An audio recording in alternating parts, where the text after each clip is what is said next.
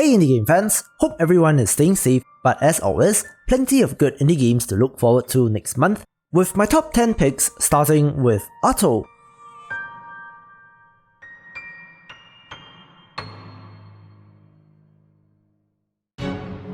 This beautiful looking pixel art Metroidvania has you playing as a cat samurai who left a life of violence behind him as he retired to be in peace with his wife and child.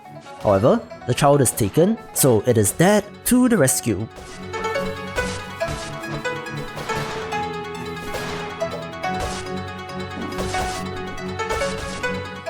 You guys know my penchant for pixel art titles, and this does look pretty simple but impressive, especially in the backgrounds.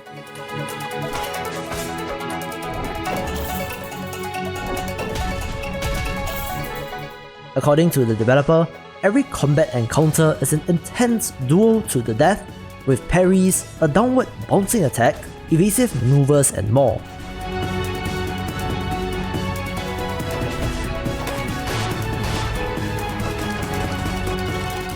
There also appears to be puzzles and portals in the platforming and exploration, but doesn't appear to have fodder enemies in the world, so a boss rush focused one of these, which is a nice change of pace.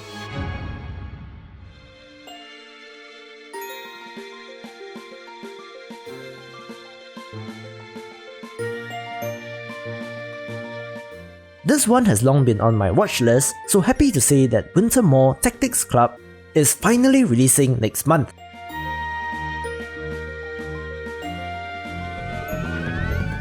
This, from the title, is a turn-based tactics game set in a high school which has erupted into a snowball war.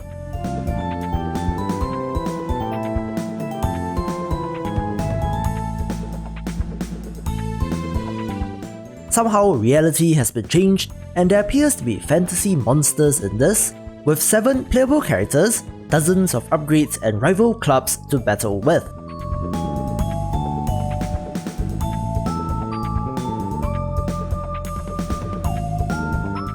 There are visual novel elements as well, but I do like the art style and the concept of this.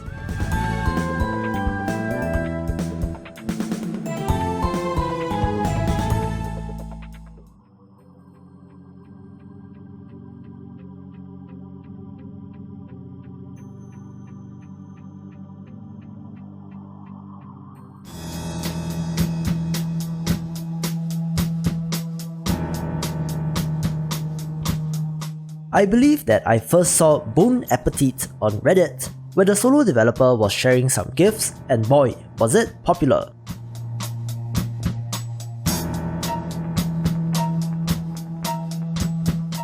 This is a simplified pixel art mini Metroidvania, more in the classic style rather than the modernized high-bit look, but it works for the vibe, so no issues here.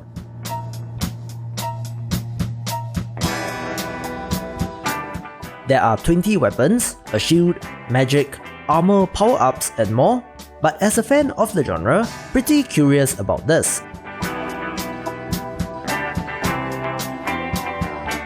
This developer also made the underrated roguelike Aquin the Lantern, so a decent catalogue of smaller games that are also worth a look.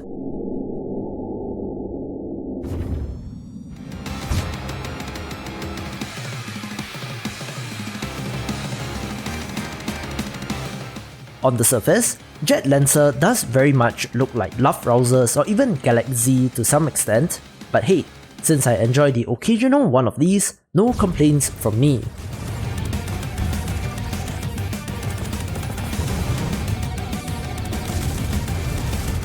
The aerial shooter, where your ship has weight and momentum, is very fun when you get the hang of the physics, such as cutting off your engines at the right time to drop and dodge an attack.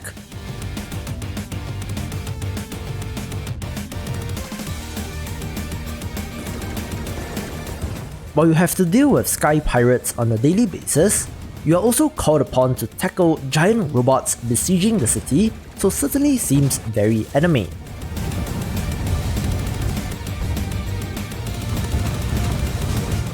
Looks super awesome as well, with what seems to be a pretty kick-ass soundtrack.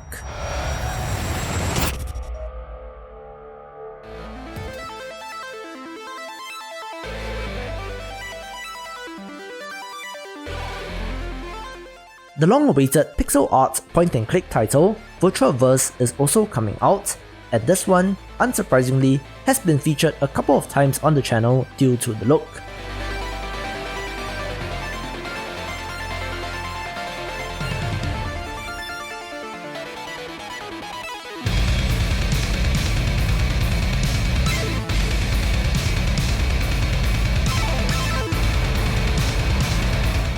Set in a cyberpunk city, play as an outsider who refuses to get on the grid as he searches for his missing girlfriend in a city of technomancers and cyber shamans.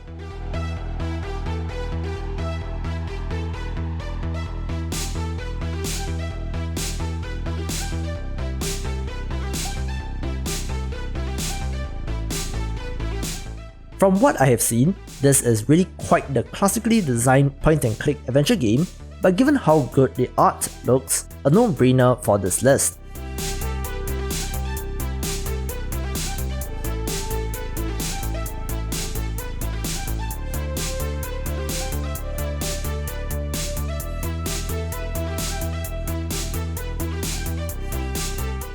Mark my words, Cyberpunk will be huge this year.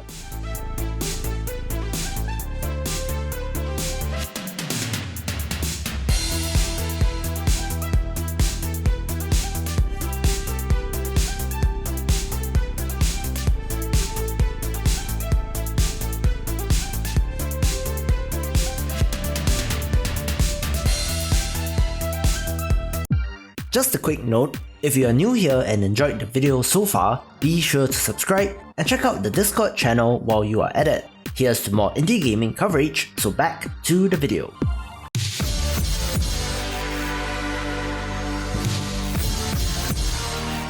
I do keep a number of promising early access games installed on my computer and check in every once in a while, so I'm glad to showcase Nimbata's The Space Drone Constructor, which is releasing in 1.0 soon.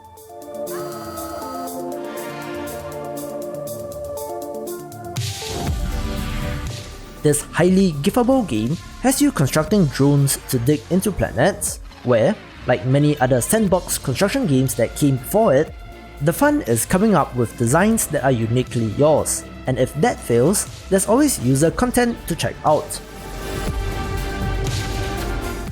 Use a variety of lasers and drills to find resources, complete missions and buy more upgrades. There are also PvP modes in direct combat and in other areas like a race with other player creations, so come up with the ultimate design and reign supreme.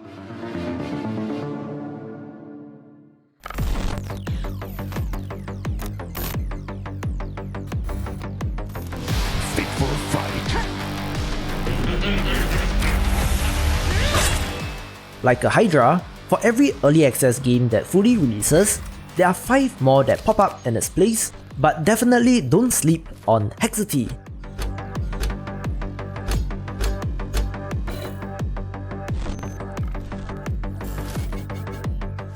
This is a roguelike deck builder, but in a nice twist, is not looking to copy Slay the Spire.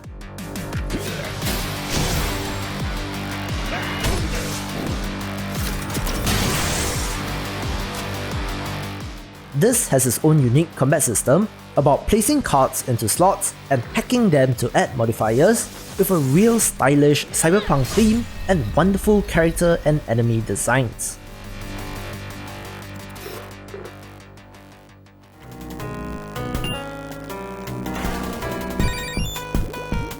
Similar to Bone Apetit above, I also came across Sword Shot on social media, Twitter in this case, and was intrigued by the 1-bit pixel art style, which, if done right, can be a beautiful thing to behold as well.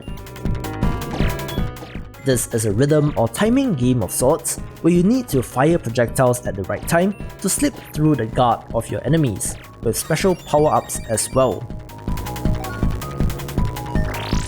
There appears to be some procedural generation element where enemies are randomized, increasing in difficulty but varying in objects, speed and orientation, so there is some amount of replayability.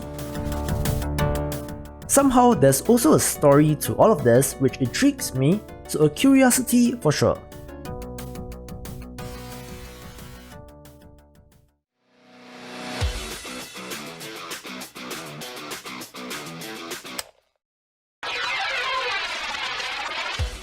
I last covered Fury Unleashed when talking about games like Dead Cells, since this is a roguelite platformer that feels great to play, though of course it is more focused on projectiles.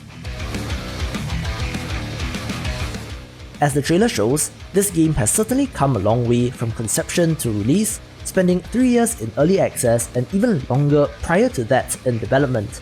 But I do believe that it is in a great spot right now and one to get excited about. The combination of the comic book aesthetic with combo-based gameplay that encourages taking out enemies really quickly is quite the compelling combination. Inspired by Dead Cells, Rogue Legacy, Contra and Metal Slug, which are all some of my favourite games ever, this one looks awesome and can't wait for this. Ever since I laid eyes on Atomic Crops, I was hooked to the roguelite shooter since it combines Stardew Valley with Enter the Gungeon, another two of my favourites, and has that wonderful pixel art style. I checked in on this during the initial launch of its early access and did enjoy it, although I haven't gone back since, so now that it is releasing in 1.0, it seems like the perfect time to jump in, taking the #1 spot.